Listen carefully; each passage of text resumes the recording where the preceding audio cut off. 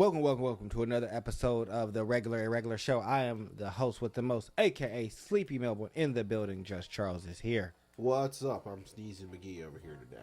Yes, he is. But we are here to talk about Tower of God, Urek'sAscent, chapter or episode 20. 21. Or 21. 20? 20. Yeah, it's 20. Okay. And so it's kind of four main players in this episode. Urek, the Princess of Jihad, Neo, and Angel, the Angels. Well, the Angels, and particularly the test administrator. Gun. So. Yeah. Gun is the one that is currently in conflict with Urek, and so he's the example of all the other angels and kind of how they're stronger than, I would say, some of the regular, just like not administrators, but like floor testers, since he was easily able to like get rid of Dogman. But clearly not stronger than Urek in this chapter. Urek is, I would say, head and shoulders above all rankers that are Currently, he is above the level of the average ranker. Now, I know saying the words average ranker because all rankers are inherently above average. But the median four rankers, Urek has already established himself above that. See, for me, I'm just like, I know we had a conversation off mic about not using preconceived notions about this, but it's hard to like not put Urek already with the other like family heads and things like that in my mind, because right now he's really seeming to walk through the other like people as if there's no issue. Like even with like he's yet to be hurt. Cheongum running away, he was able to locate him instantly and then attack him down to the ground and decide that we're continuing this conversation and fight. This is not a two people conversation, even though like it is. It's not a two people making a choice. This is me smacking you back down to earth and you understanding your place. Yeah, pretty much. And so I'm just interested to see like if we're ever going to get a reference point of how strong he is inside of this story, or where that's going to be, because like I know they gave us the Dolphin Queen in terms of like strength and all the rankers being like, oh no, this is something that multiple rankers would have to fight. And so sure, we saw him smack the Dolphin Queen and her. Dolphin Queen already acknowledging like, hey, he's stronger than I am. I'm not gonna mess with him. Yeah, but that still doesn't really like. I need to see like the lack of actual visible proof is a problem. Like I need to see like one of the ranged princesses with a sword, or someone of that level really do something. Like someone who would be like a Yuri, equivalent of Yuri inside of this time period. Yeah, pretty much. And right now we don't have anyone that's on that level to really give me like a base of like, all right, this is where you're at, or this is how you like you're coming with anything. But I am excited to see what Urek shows us. Like in the main story, Urek is kind of like a small side character where he just kind of pops in and out. You know some stuff is about to happen whenever he does show up, but and he always has like some other information in it and is working against different things inside the tower, which I mean, given how he's being brought in and seeing all the messed up things that happen, right, like from the beginning, I can understand his like disdain for the tower and how it operates. But you still never get to see fully, even in those last battles when he fought against the Fug leader, you didn't really get to see like. I mean, how much power did he use against the Fug leader? Did he even crack 5%? I think he went to 15, maybe 30. Oh no, him and Fug Leader were having a good time.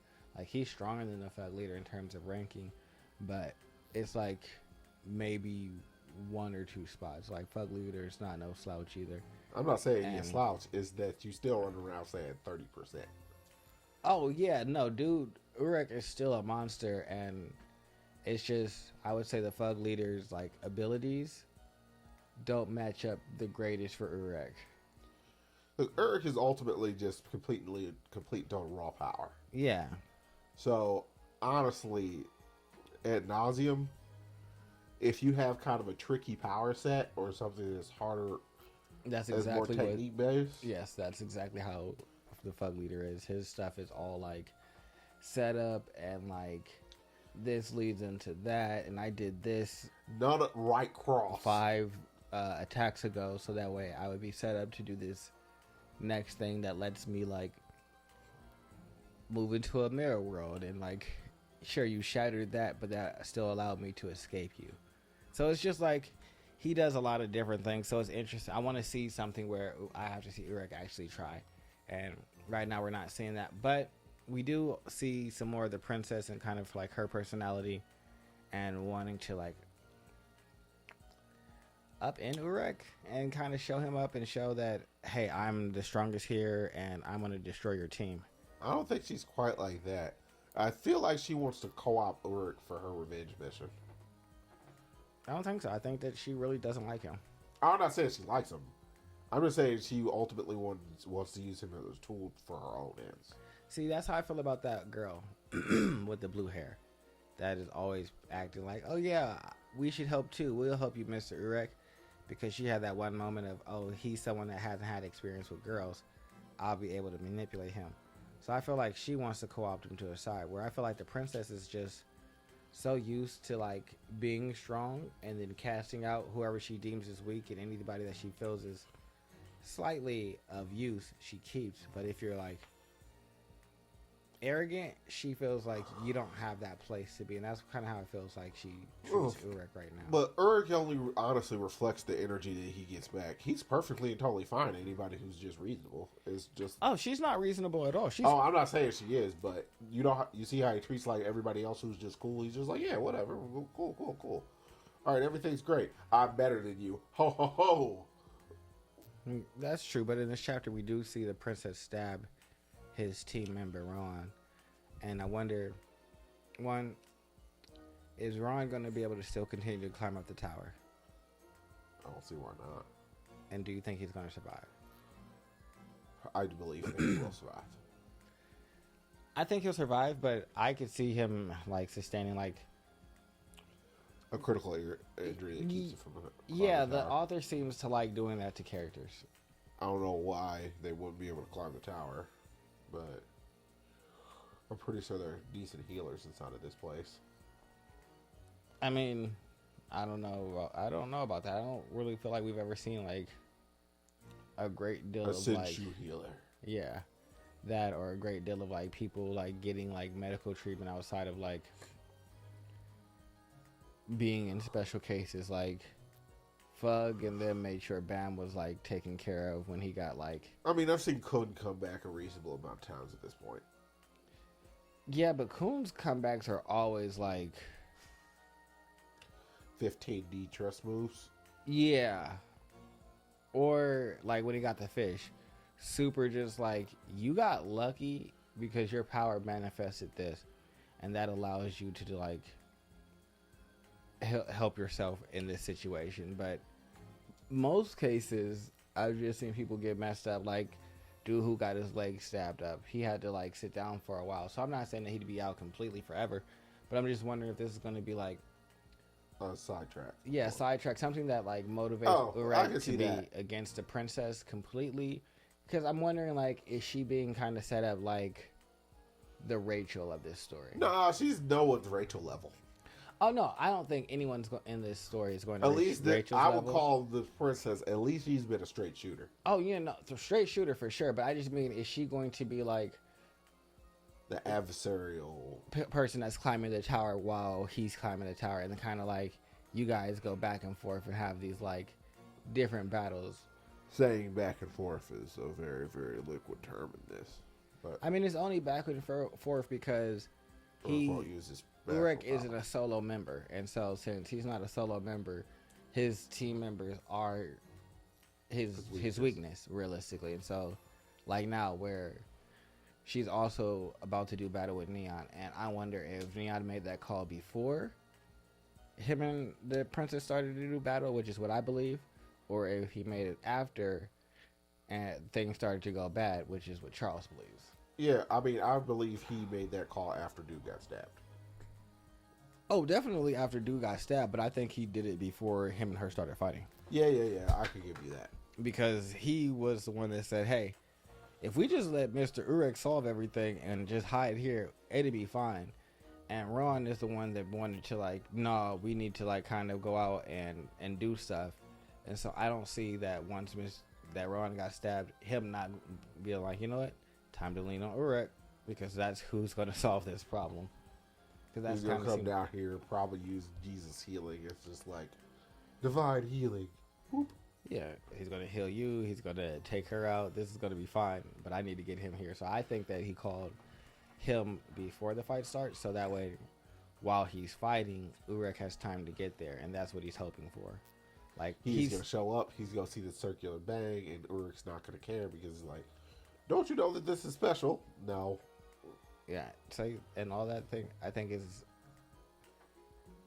that's going to lead to Urek being able to, like, really fight the princess, and us kind of seeing what her possession is about, because I think that's something else that we haven't really been able to see is, like, her possession mode, because she's, like, kind of determined to, like, be the winner of this and, like, get to the crown, and Urek is determined that no one is going to do that. And so I think we're gonna force them to pass everybody, because you know what, screw these guys. Pretty much is his sentiment. So I think that they're going to come to a head, and we're going to have to see, like, at least a fight. And I feel like that would be interesting to see if she can put up anything against him, since she has that possession ability. So I don't know what she gets possessed by, or what, like, takes over her body, or how strong it makes her. But if it's anything like how Bam can, like, absorb things and, like, at least utilize them, it could be pretty strong. So potentially, yeah. Outside of that, what do you think is going to happen next week? They gonna fight. What do you think we're going to get more information on? Do you think they're going to reveal more about the aesthetics, or is it just going to be the fight? I feel like the aesthetics have carried their natural course, unless the other person with the aesthetic t-shirts decides to speak up, which is the spear thrower for the other 10 Great Families girl. He has the exact same pattern on the shirt. Yeah, so which is true. I feel like he has some ability to articulate on this. Yeah. A bit more. Do you think? But I guess, do you think he's going to? Or do you think that other aesthetic is going to, like, be so afraid that he's going to, like, help kill the other dude before he's able to, like, say anything? Even though I don't think he's capable Angel's of doing being anything to defeated. him. Okay. Like, it would be an angel. He would have to have an angel help to hurt that dude. He's too powerful of a spear thrower at this point. Or he just, like, takes him. Yeah. Or leads him into a trap. Possibly. Because I don't know what Angel told him once he told him to get out of there, but I know Angel felt like he was going to be able to, like, meet up with him again, and clearly that's not the case. But I also don't know what the other aesthetics' overall opinion of other aesthetics are. That's fair. Because he could walk up to him like, we're both from the island. Yeah, I hate you all. That's fair, because it could be like whoever does make it there is the chosen one, and all the other ones are, like, kind of pitted against each other. So we don't really know their, like, relationship. I've already made it there. I made it there. They didn't kill me. All I just saw was a graveyard of all the people that I care about. So screw you guys. Yeah, because we don't know where this other dude has come from and why he's with the team and why he became a regular. Unlike this other aesthetic who is just kind of seems like he's just, like, running around the floor, not really knowing where he's going, which trying to make it to the castle. Yeah, seems like how he wants things to go, or Angel wants things to go. Yep. But other than that, this has been the regular show with Just Charles, Sleepy Melbourne. Make sure you guys like, subscribe, and comment below. Later. Goodbye.